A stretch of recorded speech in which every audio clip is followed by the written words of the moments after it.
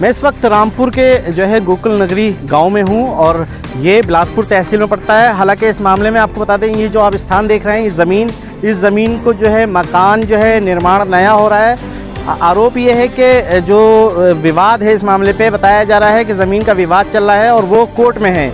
इस मामले में जो है 1 दिसंबर 2023 को इस पे स्टे भी मिल चुका है, मगर उसके बाद भी निर्माणाधीन इमारतें यहाँ पर बनती जा रही हैं। प्रशासन की तरफ से कोई रोक नहीं लगी है। शिकायत भी हुई है, सोमवार के दिन जो है इस मामले में पहले भी शिकायत हो चुकी है।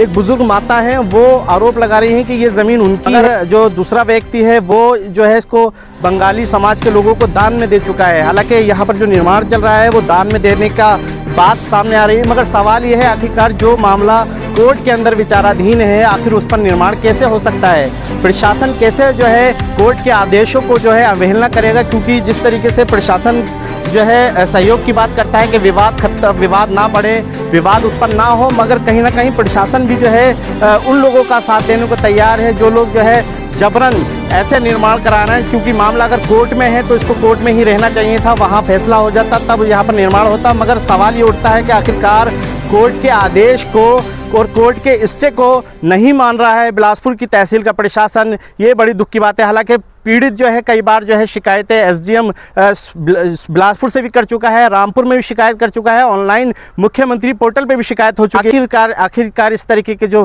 प्रशासन के जो आदेश हैं उनको दरकिनार करना, कोर्ट के आदेशों को दरकिनार करना, तो आप ये देखें, अंदाज़ा लगाएं कि कितने जो है दिनों से ये निर्माण चल रहा है। इस निर्माण पर जो है रोक नहीं लगाई गई प्रशासन की तरफ से। हालांकि कुछ लोग जो है यहाँ के मंत्री पर भी सवाल उठाते हैं कि भाजपा मंत्री के राज में दबंगई से जो है यहाँ पर निर्माण किया जा रहा है। हालांकि देखना ये होगा कि इस मामले में आखिरकार क्यों प्रशासन का रवैया गलत है। क्योंकि प्रशासन चाहे तो कोर्ट के उस आदेश को माने, क्योंकि कोर्ट जो है कोई भी आदेश करता है तो उसकी यथास्थिति व्यापक रूप से होनी चाहिए, मगर वो स्थिति अभी भी दिख नहीं रही है। विवाद उत्पन्न हो सकता है। वीडियो जर्नलिस्ट परवेज अली के साथ अफ़ान अहमद, QTV भारत, उत्तर प्रदेश, उत्तराखंड।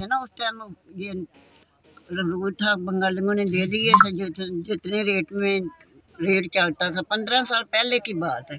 हमारे पास सभी सबूत हैं, सभी रिश्ताम हैं।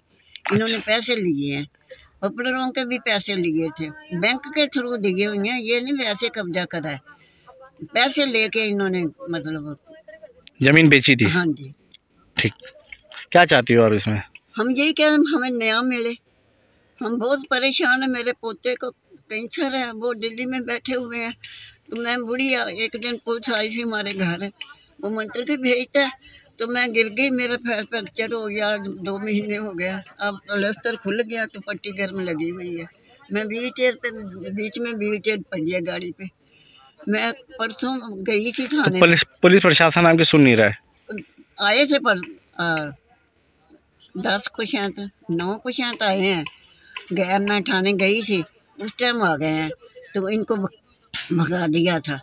तो आज कल का दिन नहीं लगे, आज वो फिर लग गए। आज मैं सुबह गई हूँ, मेरी कोई सुनी नहीं किसी ने भी। वो कह रहे तुम जाओ वहाँ पे, हम आधे घंटे में आते हैं। हमें 4 घंटे हो गए हैं बैठो को, कोई नहीं आया।